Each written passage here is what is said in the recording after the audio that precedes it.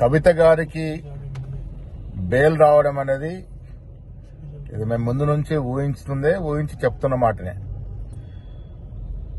ఇన్నాళ్లు బెయిల్ రాకుండా ఉన్నటువంటి కండిషన్స్ ఇప్పుడు ఎందుకు నిర్వీణం అయిపోయినాయి, ఎందుకు బెయిల్ వచ్చింది అనే అంశం లోతుగా ఆలోచించినప్పుడు మీకు మాకు అర్థం కావాల్సింది బీజేపీలో బీఆర్ఎస్ విలీన ప్రక్రియ ఈ బెయిల్ ద్వారా మొదలైందని చెప్పొచ్చు.